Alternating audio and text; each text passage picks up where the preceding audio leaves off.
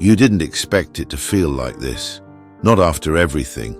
After all the birthdays remembered, the illnesses cared for, the long hours spent trying to hold a family together.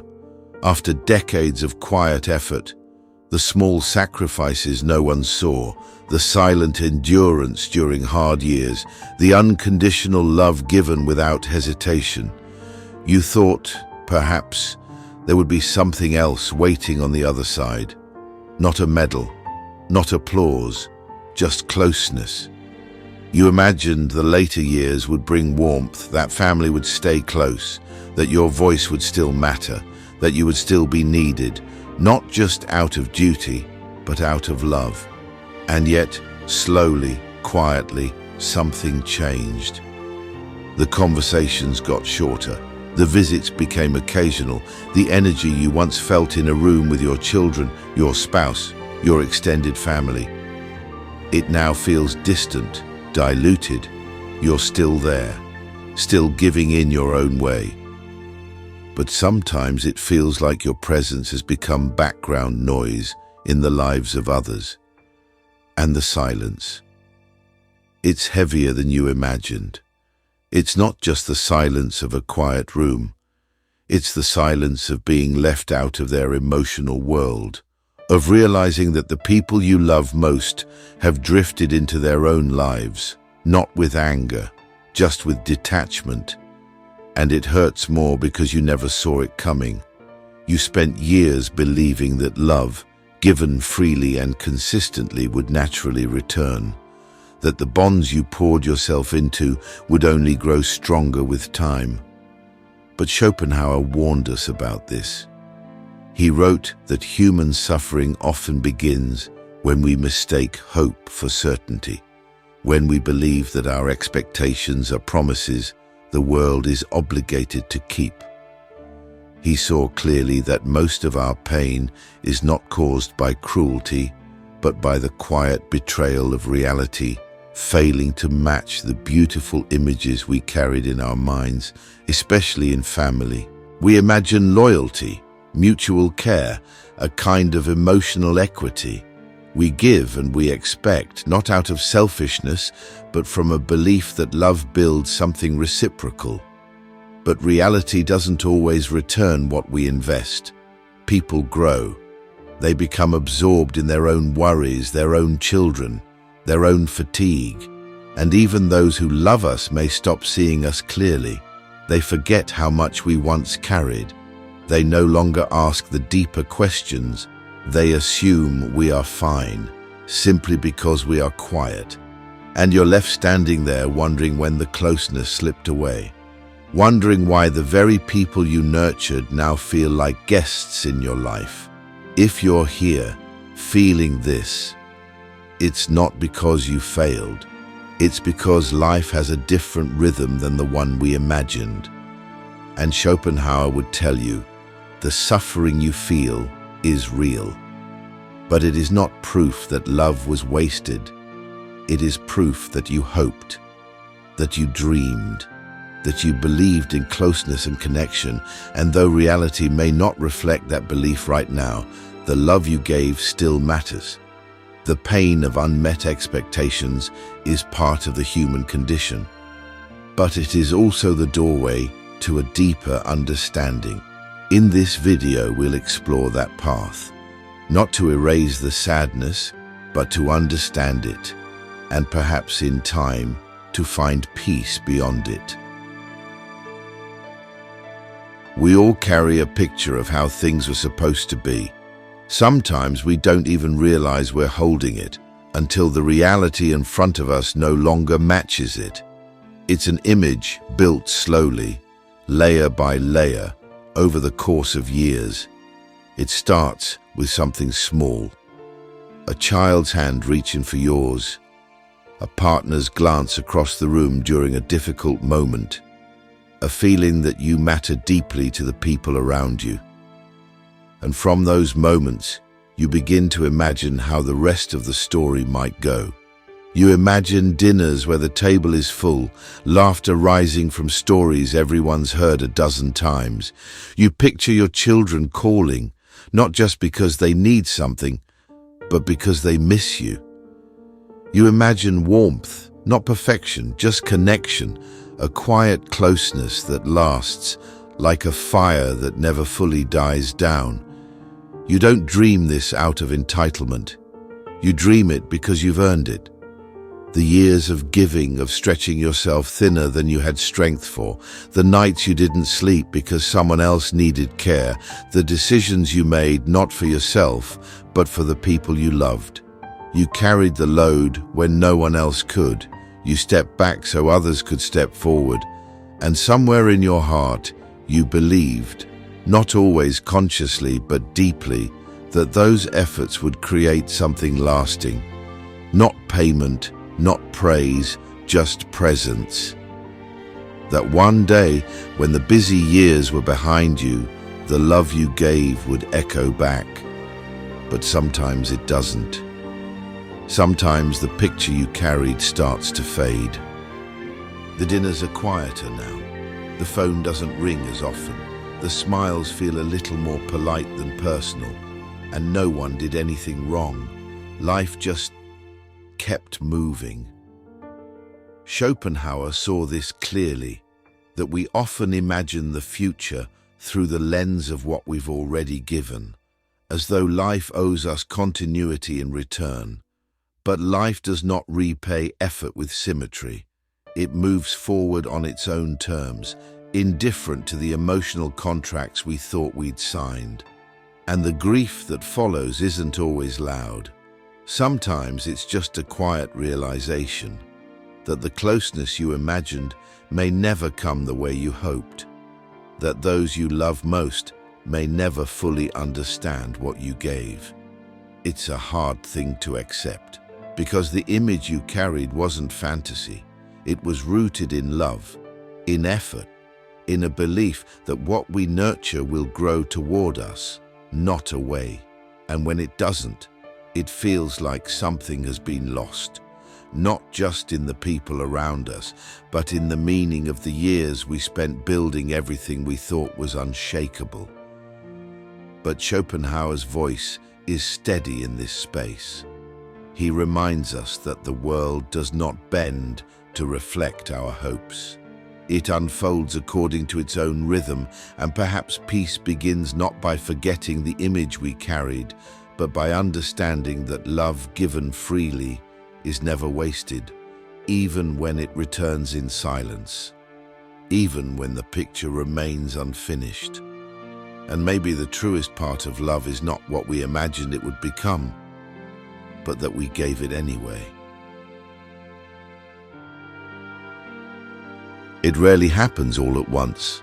There's no dramatic exit, no angry shouting, no definitive break, just a shift, a quiet, almost imperceptible change in the way your name is spoken, the way your presence is acknowledged, the way the room feels when you walk in.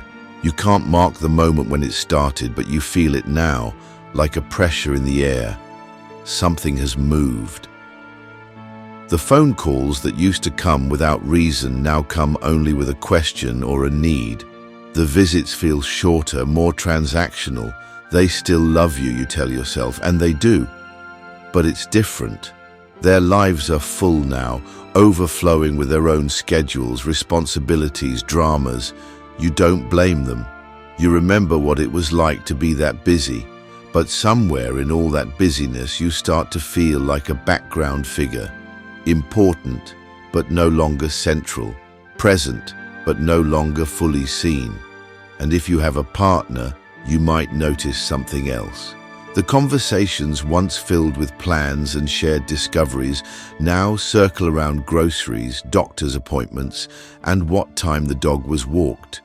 You still sleep beside one another. You still say good morning, still share a coffee, but the emotional tether feels looser. The spark is quieter.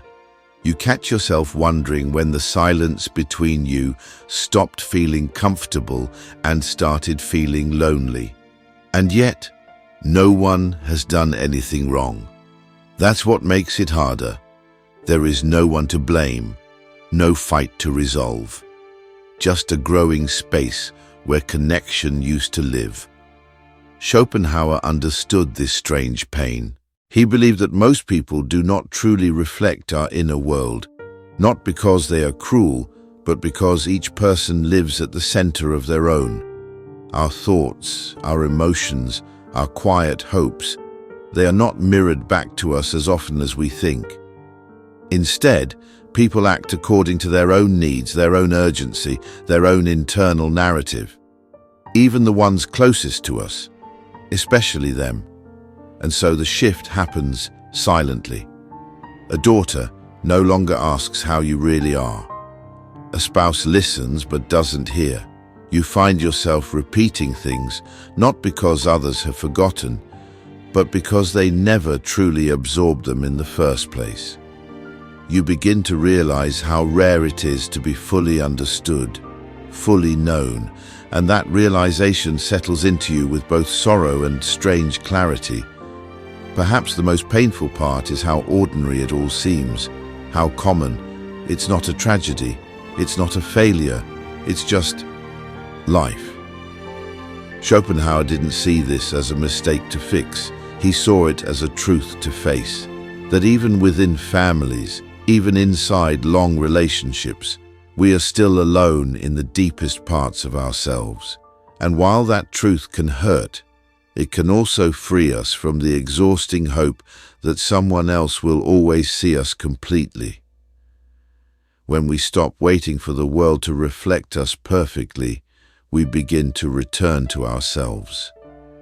Not with bitterness, but with the quiet knowledge that the space between us and others is part of the human experience. It doesn't mean the love is gone. It doesn't mean we are forgotten.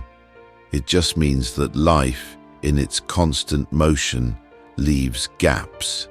And sometimes it is in those very gaps that we begin to understand ourselves most clearly. If the words in this video felt familiar, if they touch something you've carried quietly for years, know that you're not alone. Many people reach a point in life where the love they gave doesn't return in the ways they hoped. If this story offered you comfort or helped name something you've struggled to say out loud, consider subscribing. And if you think someone else might need to hear this, sharing it could be a small act of care, just like the ones you've given so often. We're building a place where truth is spoken gently and where peace can begin again. There is a specific kind of sorrow that comes not from rejection, but from the absence of response. You keep giving love. You show up. You ask how they're doing. You remember important days. You send gentle reminders that you're still here. And slowly you begin to notice something. The echo never comes back. The message is received but not returned. The gesture is seen but not matched. It's not that they don't care, it's that they're not paying attention in the same way. Their minds are elsewhere. Their lives are full of noise and movement, of responsibilities and distractions.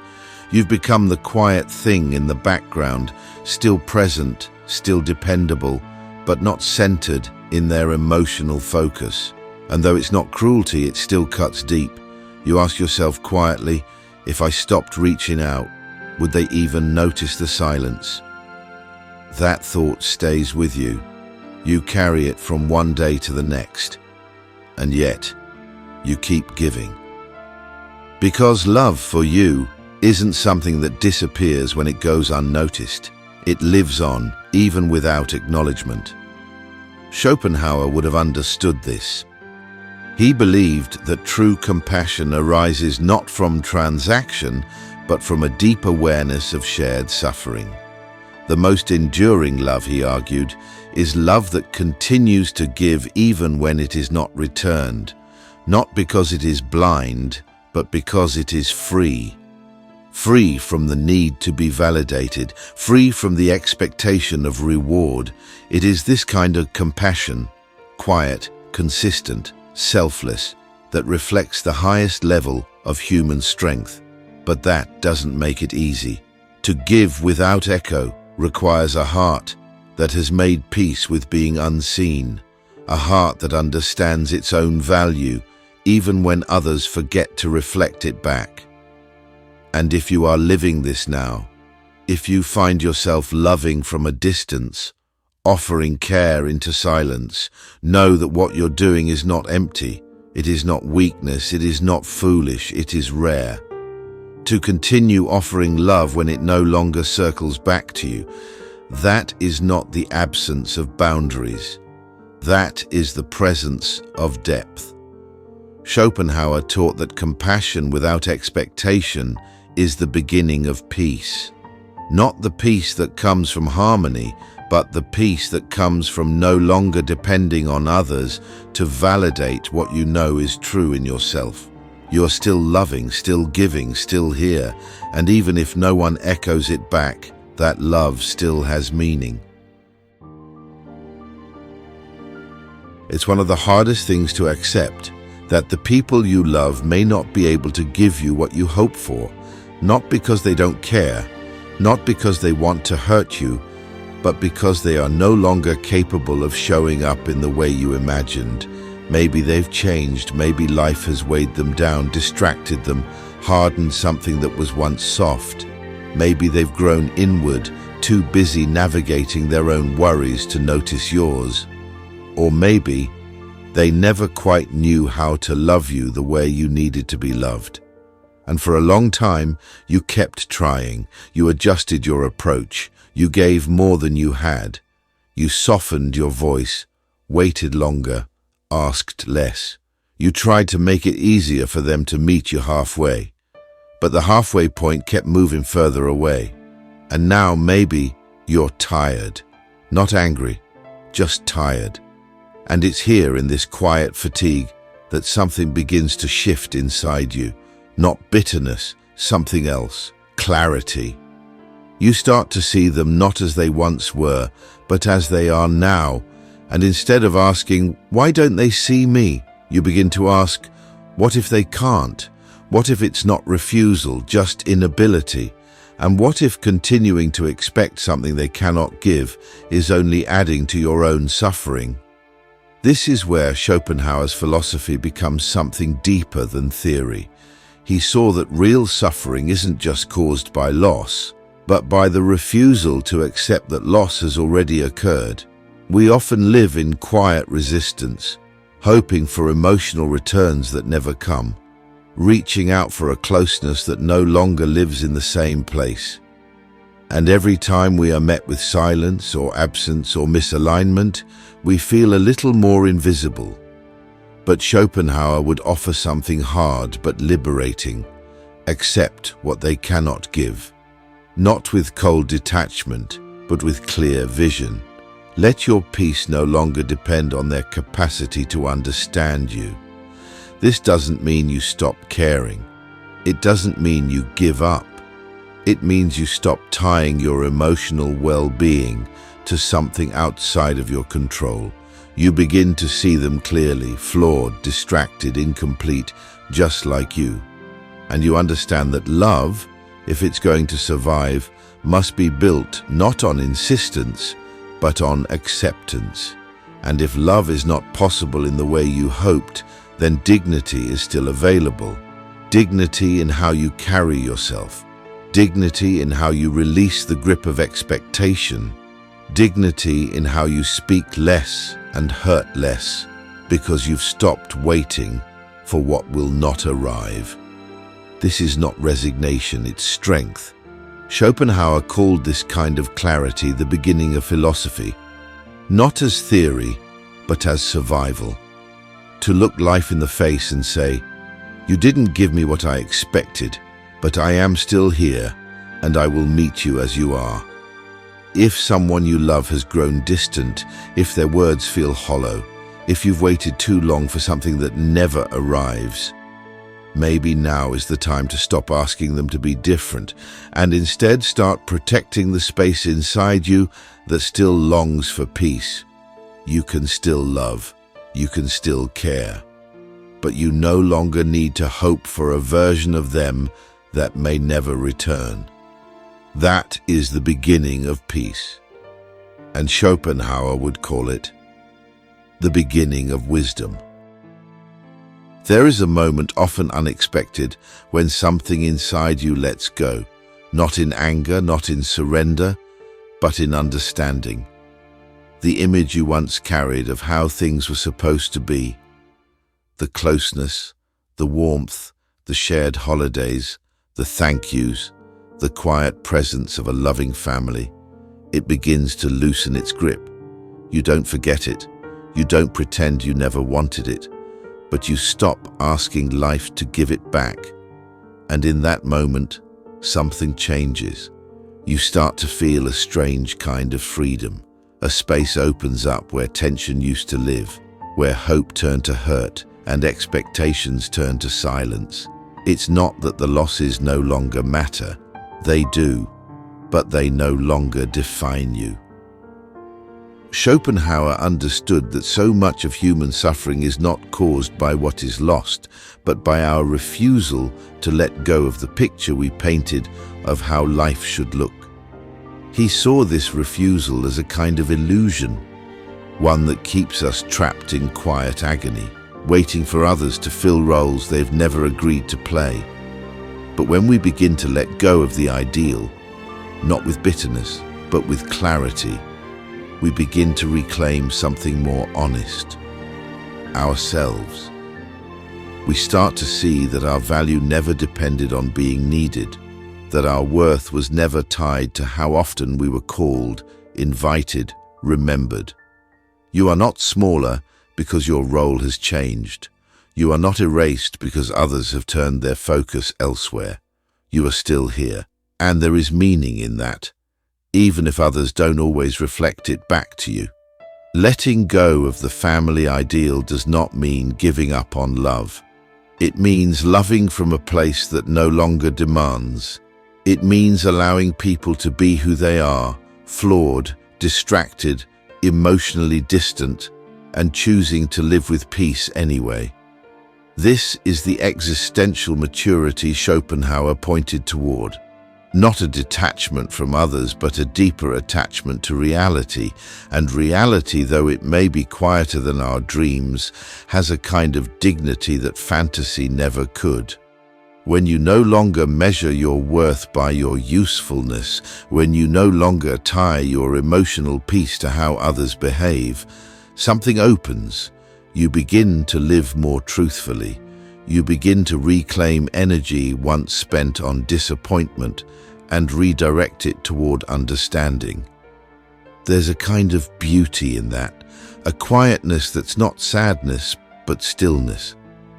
A life that's no longer shaped by what others failed to give, but by what you've learned to carry without their help. And the more you let go of the old image, the more clearly you see what's actually in front of you. Imperfect, yes, but still real, still yours. And that's where peace begins. Not in the return of old closeness, not in perfect harmony, but in the simple strength of seeing what is and choosing to live well within it. So many carry the same questions. Why does family feel more distant with time? Why do I feel forgotten even after giving so much? If this video echoed your experience, we invite you to stay with us.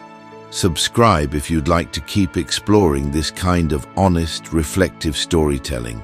And if you know someone silently facing the same shift in their life, this video may be a quiet companion to them too. Let this be a place where no one has to pretend everything is fine, and where understanding becomes a shared kind of strength. You've given so much for years, decades maybe. You've shown up for others, for the family, for the people you love. You've carried emotions that weren't yours, absorbed hurt so others wouldn't feel it, stayed quiet when speaking might have caused conflict. And through it all you gave compassion freely. You understood other people's exhaustion. You forgave their distance. You made space for their forgetting, their silence, their emotional absence. You didn't always call it compassion. You called it being strong, being patient, being a good parent, a good spouse, a good friend. But somewhere along the way, something got lost. Yourself, not your name, not your role, but your own tenderness directed inward. Schopenhauer would remind us that compassion doesn't only belong to the ones we love, it belongs to us too. And after a lifetime of giving, you still deserve to receive, even if it comes only from yourself, especially then. So many carry a quiet belief that they must wait for someone else to show them care, to speak kindly, to listen with patience, to ask, "How are you really?" But what if that person never arrives? What if the one who sees you most clearly is you? This is not loneliness, this is not sadness. It's the beginning of self-compassion. To sit with yourself not as a problem to solve, but as a person worth comforting. To allow yourself to feel tired without guilt, to grieve your disappointments without shame. To stop performing for love and start honoring the quiet, enduring presence that has carried you this far. You. Schopenhauer saw life not as a pursuit of lasting joy, but of inner steadiness. And that steadiness begins when we stop demanding from the world and start gently holding what is left in our hands. So today, maybe just today, what if you spoke to yourself the way you've spoken to others in their pain? What if you said, "I see you. I know this hasn't been easy. You've done more than anyone knows." No audience, no applause, just honesty. This is not self-pity. It is self-recognition. You are not invisible. You are not weak because you feel things deeply. You are someone who has loved, lost, endured, adjusted, and is still here. That matters. And maybe, if no one else has said it in a while, thank you for carrying what you've carried, for caring even when no one noticed, and for now, finally, beginning to turn that care toward yourself. There's a kind of peace that doesn't announce itself. It doesn't come with grand gestures or sudden clarity. It arrives slowly, quietly, when you stop needing life to look the way you once imagined. You begin to understand that harmony doesn't mean everyone stays close. That love doesn't have to be loud to be real. That connection in its later forms might look more like a shared silence than a shared celebration. And surprisingly, that's enough. Schopenhauer taught that much of our suffering comes not from what is, but from what we wanted to be. The image we held, the family gathered around, the warmth returned in equal measure, the validation earned after years of giving, it was never guaranteed. And now, instead of fighting reality, you begin to sit with it. Your children may not call as often. Your partner may speak less. The gatherings may be smaller, quieter, more fragmented than you'd hoped. But still, something remains. A kind of quiet care that doesn't always use words. A nod instead of a thank you. A visit, even if short. A message, even if delayed. It's not the story you expected, but it's the story that is. And in accepting that, you begin to breathe again. You begin to see that peace isn't waiting for everyone to change. Peace is what happens when you stop needing them to. It's the freedom of no longer measuring your life by the closeness of others, but by the closeness you've built with yourself. This isn't detachment. This isn't giving up. It's growing into something steadier. It's understanding that love in later life might not feel the same, but it can still be present, even if spoken more rarely, even if shown in smaller ways. Schopenhauer believed that wisdom comes not from fixing the world, but from understanding how to live inside it without illusion. And here, in this new season, you are living that wisdom. You've let go of the old demands. You've stopped waiting for a version of family that may never fully appear. And yet, you still love, you still care, you still offer kindness, even if it is now given without the promise of return. And in that quiet, something powerful has grown. you've become the steady thing, not the one who needs to be seen, but the one who sees, not the one who asks to be loved in a certain way, but the one who loves, fully aware of what love now costs. This is not perfect harmony. It's something more honest, a quiet peace that comes when you no longer demand more from others than they can give, and finally begin to trust that who you are and what you've lived is enough. If you're still carrying love that was never returned the way you needed, if you've lived through changes that no one warned you would come, this space was created with you in mind.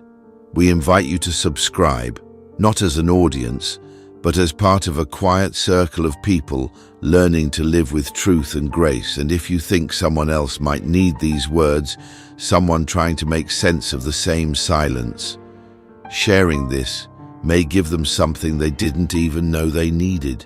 For those still holding on, this is a place to rest.